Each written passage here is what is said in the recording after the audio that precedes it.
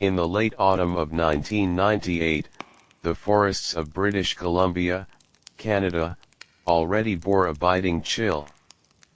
Pine needles whirled in the wind and fell on the soil, accumulating into a thick layer that crunched softly underfoot, like the earth whispering quietly.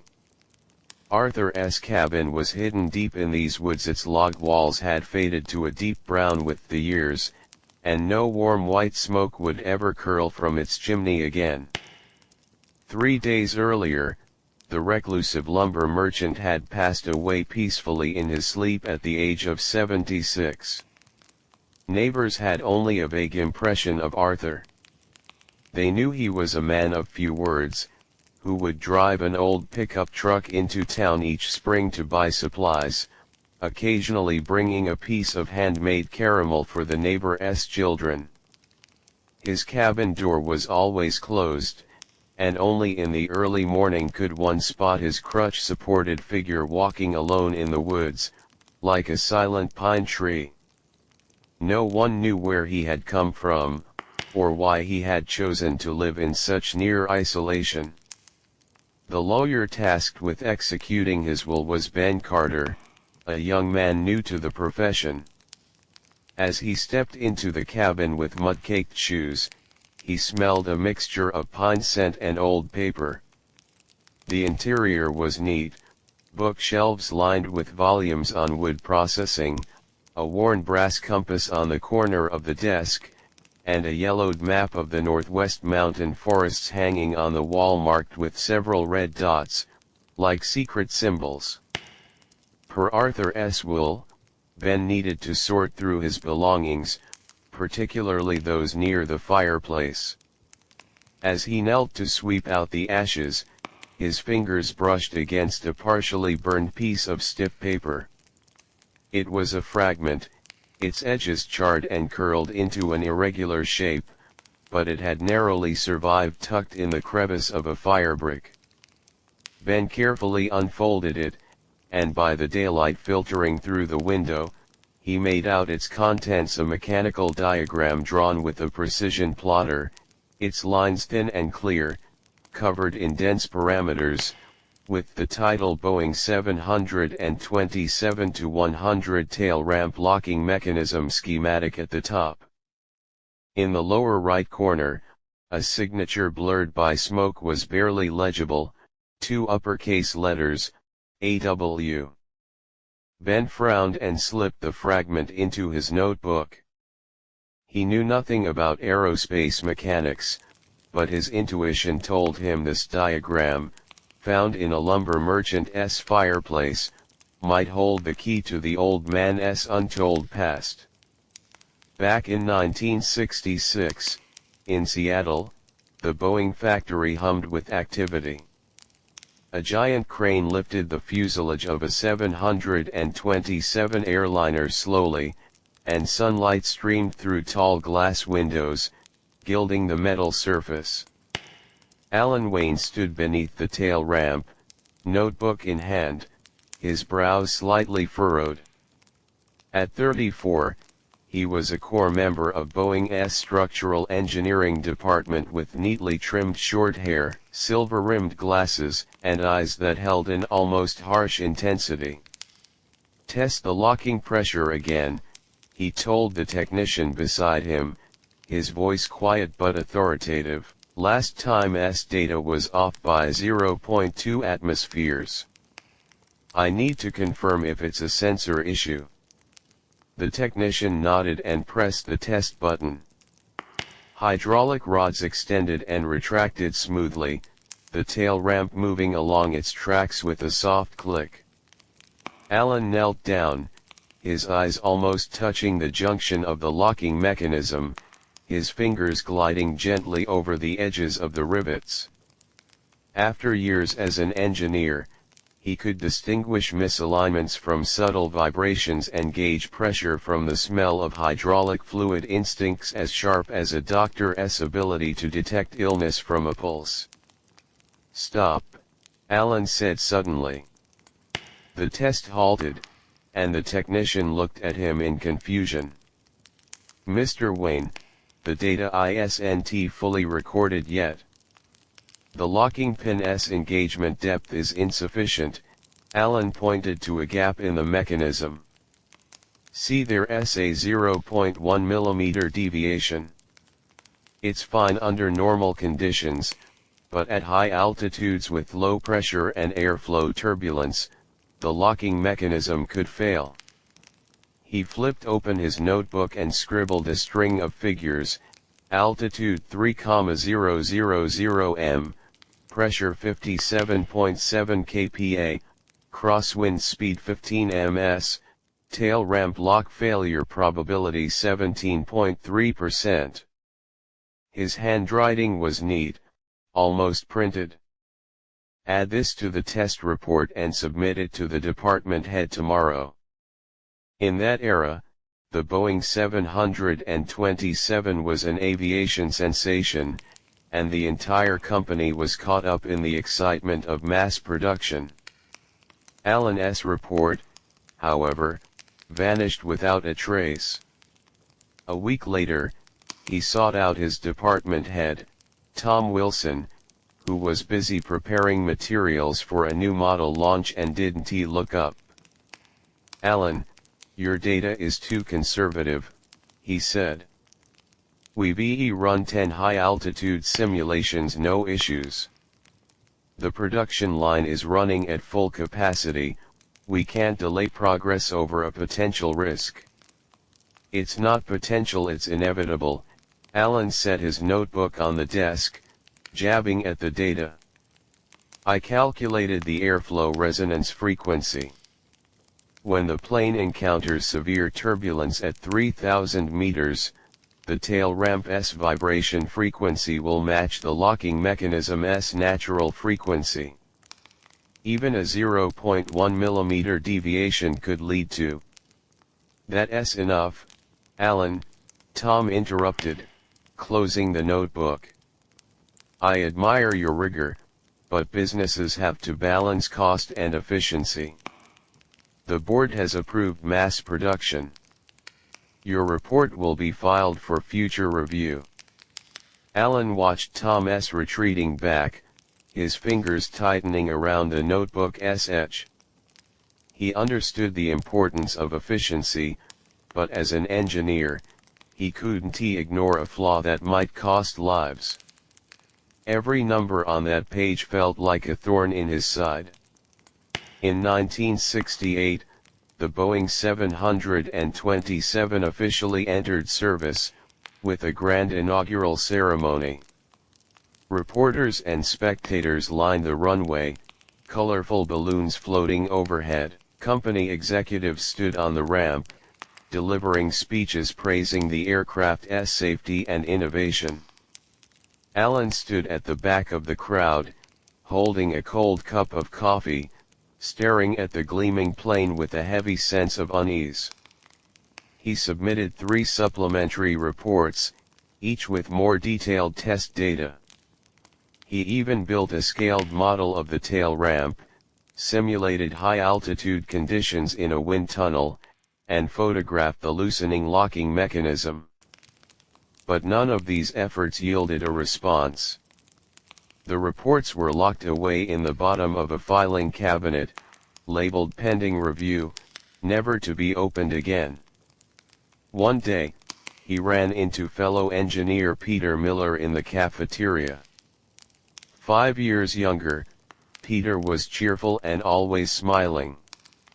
"Alan, you seem unhappy lately," he said, handing Alan a sandwich.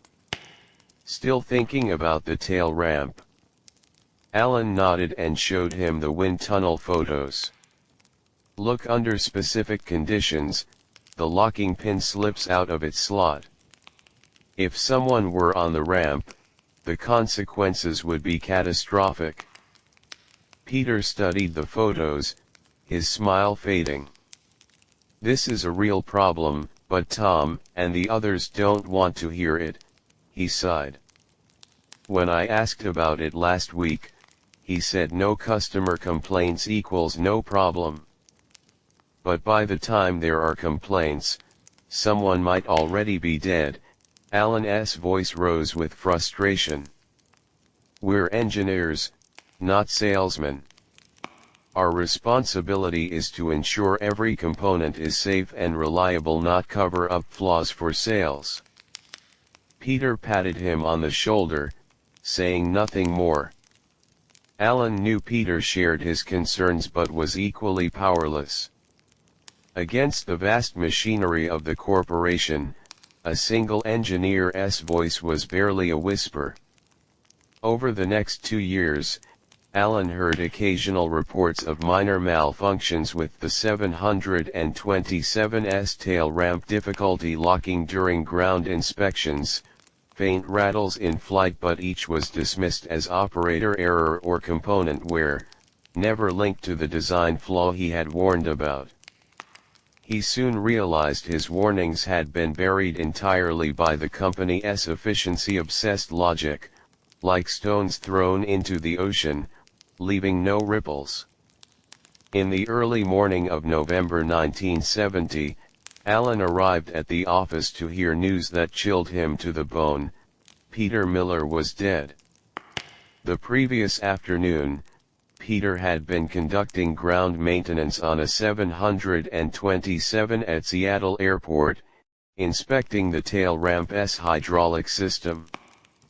Following protocol, he stood on the ramp while his assistant operated the controls from inside the cabin.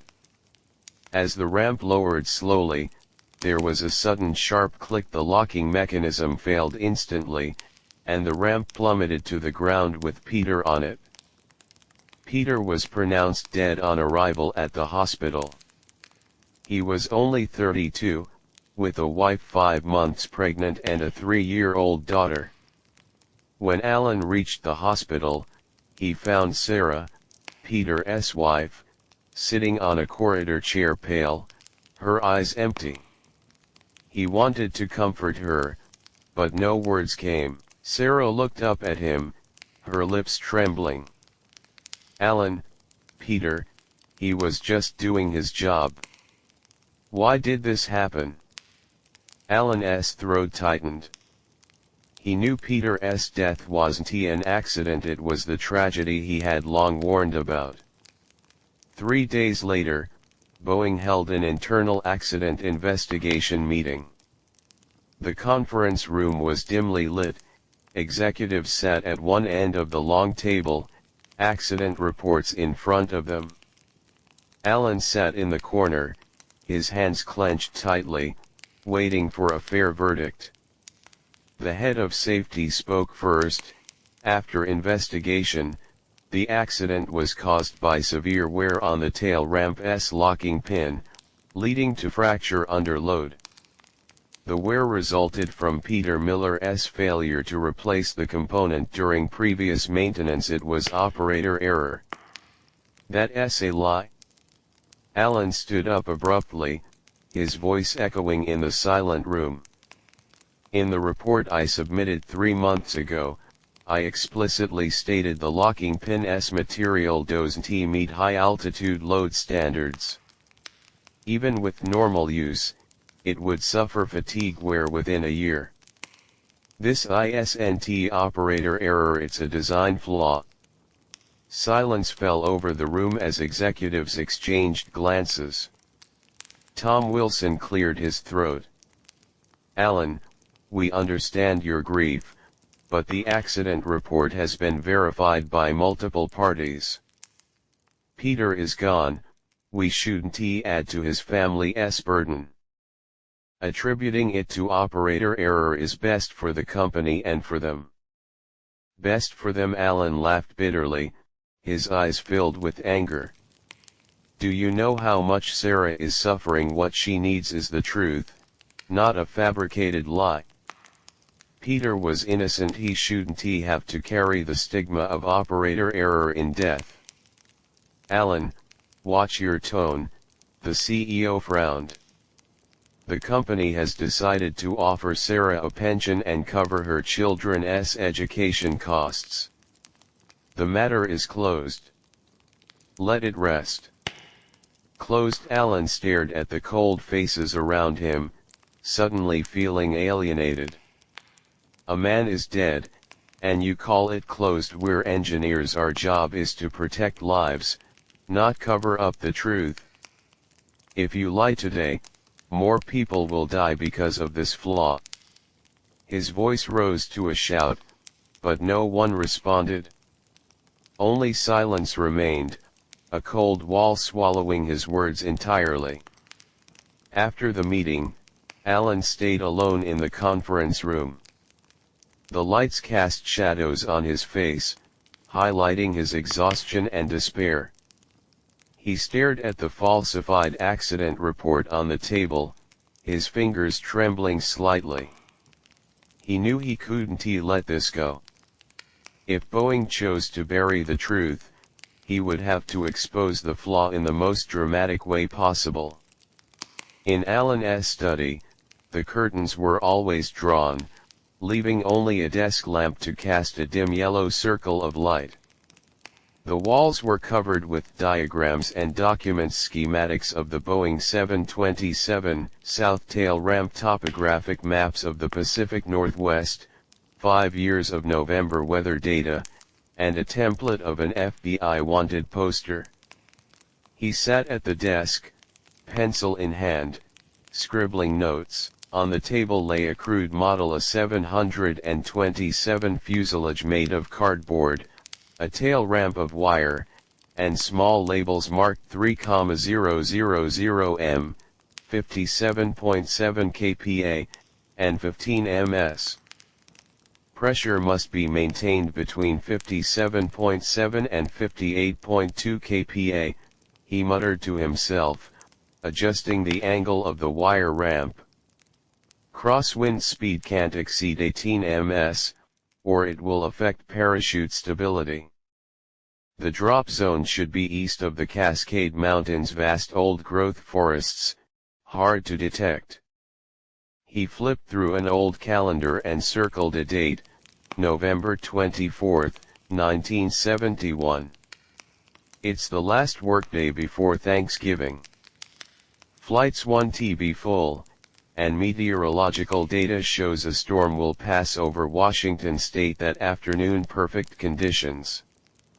Hijacking wasn't his goal, it was an extreme engineering demonstration. Alan didn't want money, he wanted to prove to the world, in the most shocking way possible, that his warnings had been correct. The Boeing 727 South Tail ramp had a fatal design flaw.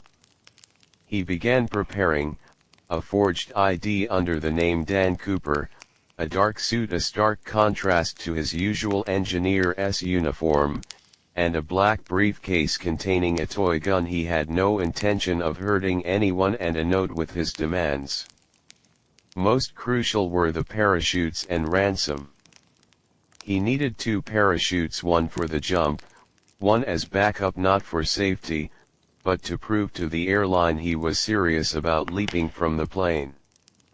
As for the ransom, 200,000 was a calculated figure, enough to attract attention without being so large the airline would refuse to negotiate. "I don't need this money," he wrote in his notebook. "But I needed to complete this demonstration. When it's over, I'll return it to those who deserve it."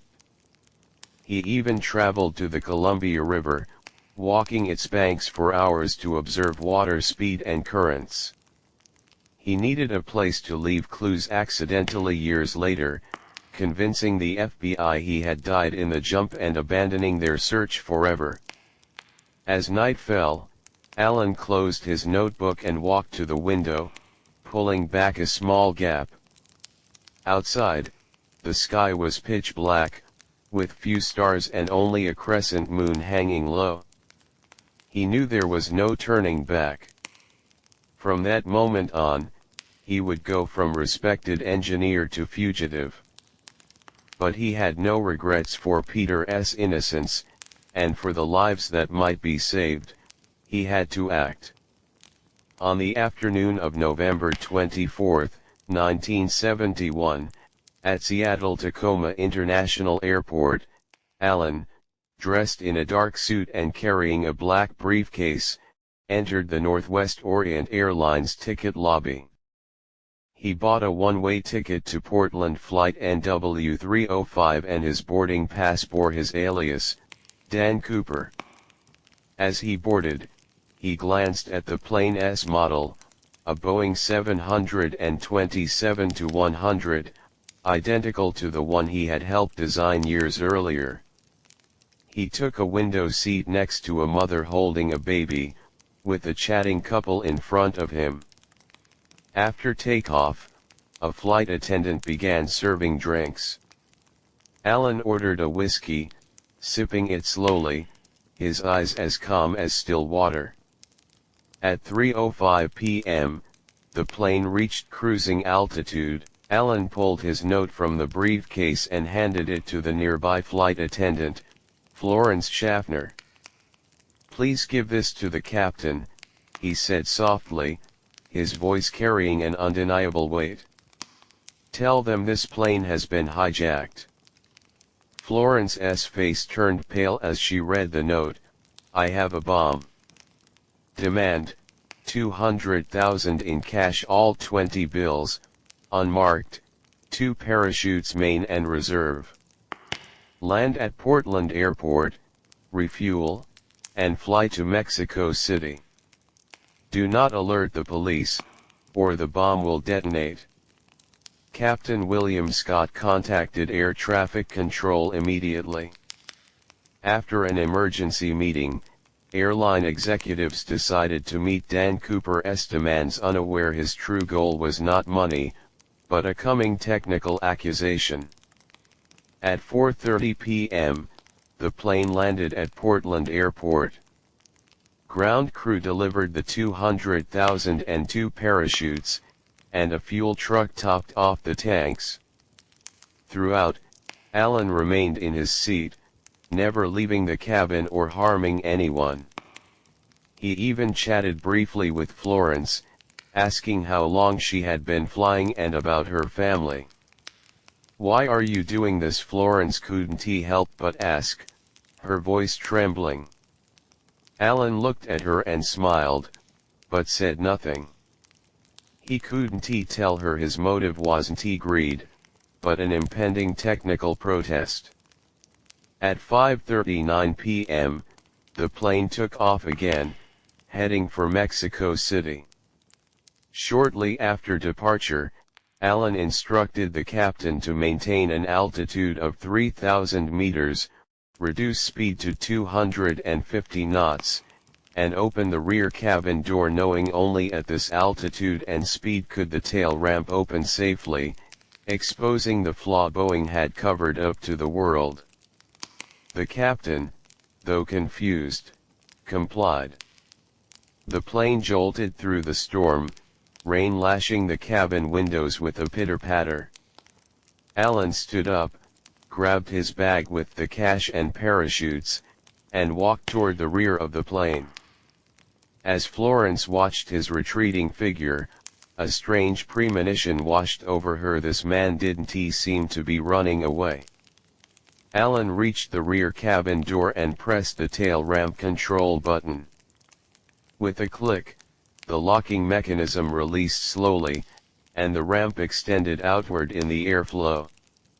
He stood at the edge, glancing back at the cabin lights before looking up at the dark night sky. In that moment, he was neither Dan Cooper nor a fugitive. He was Alan Wayne, an engineer who had clung to his conscience.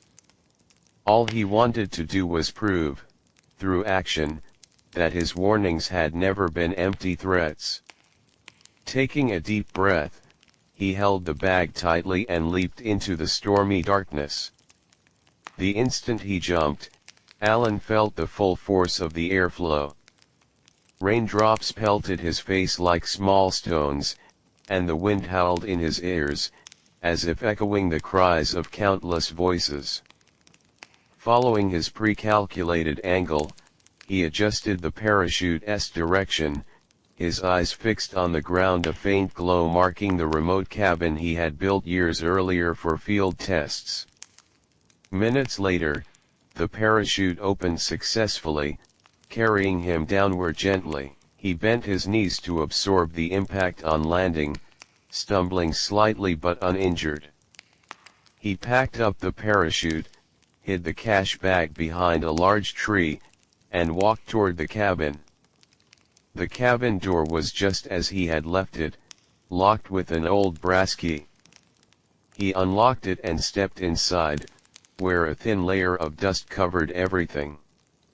On the desk sat an old radio, and on the wall hung a photo of him and Peter taken at an engineering conference in 1967, both smiling brightly. Alan approached the photo, wiping off the dust gently, his eyes filled with complex emotions. "Peter, I did it," he whispered. "I made them see the flaw. You didn't die in vain." He took the $200,000 in cash from the bag and placed it on the desk, then began cleaning the cabin. He knew the FBI would launch a massive manhunt in the coming days. He had to hide well, unseen by anyone. For the next few weeks, Alan stayed in the cabin, surviving on compressed biscuits and canned food. He occasionally turned on the radio to listen to news of the hijacking. The FBI had issued a warrant, offering a $10,000 reward for clues to Dan Cooper's identity. Newspapers were filled with coverage of the heist, and everyone speculated about the mysterious hijacker's fate. "They'll never find me," Alan said, turning off the radio with a smile. "Because they don't understand. Dan Cooper was never in it for the money." 3 months later, as the furor died down, Alan began planning his next move. He needed a new identity, a chance to live in peace. He traveled to Canada, using forged documents to obtain a new ID under the name Arthur, listing his occupation as a lumber merchant. He bought a small plot of woodland in British Columbia and opened a modest lumber mill. Business was not booming, but it was enough to get by.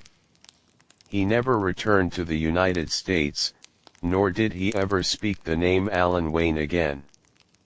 Only occasionally, late at night, would he take out the 727 tail ramp diagram, staring at its parameters, remembering Peter's smile and the technical accusation he had staged high in the sky. In the spring of 1972, Alan, now Arthur, settled in a small Canadian town. His lumber mill employed 2 local young men, both cheerful and outgoing. Every morning, he arrived early to inspect the machinery, and each afternoon he wandered into the woods to check on the trees. Life was quiet and routine. Yet one thought lingered in his mind: the $200,000 ransom. He had never intended to keep it, he wanted to return it to those who deserved it most. He took $150,000, dividing it into 12 installments of $12,500 each. Driving to different cities, he mailed each installment from a separate post office, the recipient address an apartment in Seattle, Peter Miller's home, where Sarah and their 2 children still lived. The message on each money order was the same, from a colleague of Peter's: a belated justice. The sender's name and address were fake. He didn't want Sarah to know who had sent the money, only that it might ease their hardships and give Peter's children better opportunities. After sending the first payment, Alan waited nervously, fearing FBI tracking. But weeks later, he heard from a relative in Seattle Sarah had received an anonymous money order. Though confused, she used the funds to enroll her eldest daughter in piano lessons and buy new furniture. She doesn't know who sent it, the relative said over the phone. But she's grateful. She thinks it's Peter watching over them from heaven. Alan hung up, his eyes growing misty. He knew the money could never erase Sarah's grief or bring Peter back, but at least he had done something to honor Peter's innocence in a small way. Over the next year, he sent all 150,000. After each mailing, he would sit in a church for a while, watching the sunlight stream through the windows, feeling a sense of peace. He knew his crime was unforgivable, but he hoped this act might bring a measure of redemption. In the summer of 1974, Allen read a newspaper article the FBI was still hunting Dan Cooper, believing he might be alive and hiding in the Pacific Northwest's forests. Investigators were searching along the Columbia River, hoping to find more clues. Allen knew he needed to do one more thing to dispel the FBI's suspicions entirely, to make them believe Dan Cooper was dead. He took 2,000 from the remaining 50,000 all marked bills from the ransom and drove to the upper Columbia River. Finding a stretch of swift current, he placed the bills in a waterproof bag, wrapped it in a broken wooden crate, and pushed it into the river. He had calculated the current's speed and direction. The crate would drift downstream, washing ashore near Portland in about a week, a key FBI search area. They would find the bills and assume they were relics of Cooper's failed jump, swept away by the river after his death. Sure enough, a week later, newspapers reported the discovery. Someone had found a batch of marked bills on the Columbia River bank, confirmed to be from the 1971 Dan Cooper hijacking. The FBI launched an immediate investigation, concluding Cooper had likely drowned during the jump, his body swept away by the current, leaving only the bills behind. News that Dan Cooper was dead spread quickly across the U.S. While the FBI never officially closed the case, the investigation tapered off significantly. Allen read the report while inspecting lumber at his mill, setting down the newspaper with a faint smile. His plan had worked. He could finally disappear completely, living out his days in peace. In the decades that followed, Allen never paid attention to news of the Dan Cooper case. He focused on running his lumber mill, occasionally stopping at the town cafe for coffee or chatting with neighbors. He took up fishing, spending weekends by the river, watching the water flow gently, feeling a profound calm. He rarely thought of his past. Only occasionally, when he saw a plane flying overhead, would he pause, remembering that stormy night in 1971, the moment he had leaped from 3,000 meters. It had been the craziest moment of his life, and the most resolute. By the late autumn of 1998, Allen's health was failing. He had developed severe pneumonia, coughing constantly, and relied on a cane to walk. Knowing his time was short, he hired a lawyer and made his will, leaving his lumber mill and all his assets to a local children's welfare organization, keeping only the remote forest cabin and the chart diagram from the fireplace. He never told the lawyer the diagram's significance, only hoping that one day, someone would find it, uncover the truth about Arthur, and remember Peter Miller's innocence and the importance of never burying safety flaws. On the morning of October 17, Allen passed away in his sleep. He lay in bed, clutching a small brass compass, the birthday gift Peter had given him so many years before. When lawyer Ben Carter sorted through the belongings, he found the diagram. Back at his office, he searched online for Boeing 727 tail ramp Dan Cooper and 1971 hijacking. Hundreds of results popped up: news reports, FBI files, and online speculations. As he read that Dan Cooper had demanded the plane maintain 3,000 meters and open the tail ramp, Ben suddenly recalled the parameters on the diagram: altitude 3,000 m, pressure 57.7 kPa, tail ramp lock failure probability 17.3%. A bold realization hit him. Could Arthur be Dan Cooper? Could the hijacking that had shocked the world been not for money, but to prove a design flaw? Ben stared at the FBI's wanted photo of Dan Cooper, then at the diagram in his notebook, and the faint AW signature. He suddenly felt he had stumbled upon a 27-year-old secret, a story of conscience, justice, and redemption. Sunlight streamed through the office window, warming Ben's face. He picked up the phone and dialed the Seattle Museum of History.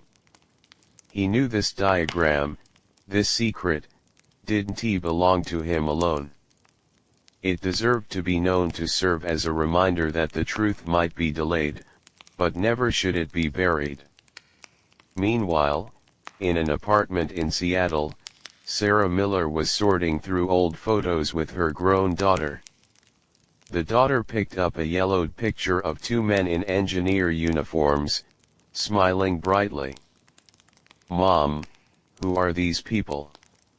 Sarah looked at the photo, her eyes filling with tears.